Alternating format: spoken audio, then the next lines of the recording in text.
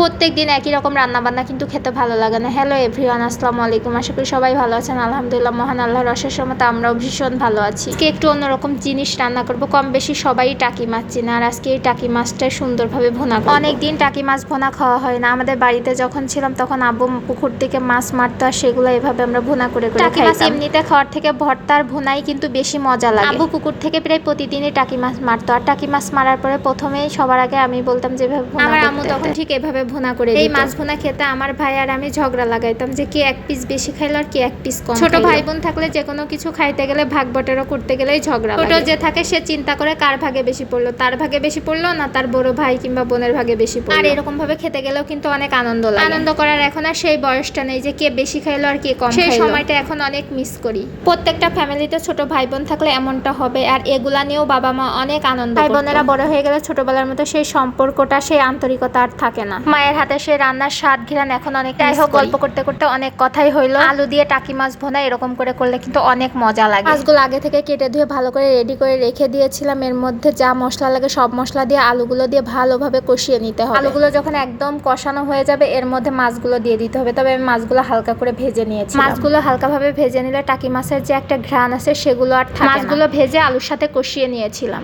আলু আর মাছ ভালোভাবে কষিয়ে নিতে হবে। কষাতে কষাতে যখন তেল তেল একটা ভাব চলে আসবে, সব তরকারি ভালোভাবে কষানো হয়ে গেলে একটা তেল তেল ভাব চলে আসে। এই তেল তেল ভাব আসলে তার মধ্যে পানি দিয়ে দিতে হবে পরিমাণ মতো। এভাবে যদি রান্না করা হয় একদম মাংসের মতো লাগে। টাকি মাছে নাকি অনেক রক্ত, খাইলেও অনেক উপকারে আসে শরীরের জন্য। টাউনের তুলনায় গ্রামে একটু টাকি মাছ বেশি পাওয়া যায়। গ্রামের মানুষ টাকি মাছ যেখানে সেখান থেকে মেরে নিয়ে আসে, মানে যেখানে হাত দেন ওইখানে টাকি মাছ পাওয়া যায়। আমার একটা চাচা আছে, খুব পরিমাণ মাছ মারতে পারে। সে যেখানে যায় সেইখানে মাছ নিয়ে চলে আসে। যদি মাঠে যায় ঘাস কাটতে, সেখান থেকেও মাছ মেরে নিয়ে চলে আসে। আবার যদি পুকুরে গোসল করতে যাই, ডুব মারলে সে এক এক ডুবে একটা করে দুইটা করে মাছ পেয়ে যায়। এরকম মাছ মারতে এত পরিমাণ মাছ মারার হাত যে ভাবা যায় না। একটা পুকুরে গোসল করতে গেছে, সেইখানে গোসল করতে গিয়ে অনেকগুলা মাছ মেরে নিয়ে আসছে। পরে সবাই জিজ্ঞেস করতেছে, আপনি তো পুকুরে গোসল করতে গেছিলেন, তাহলে এত মাছ কি করে পাইলেন?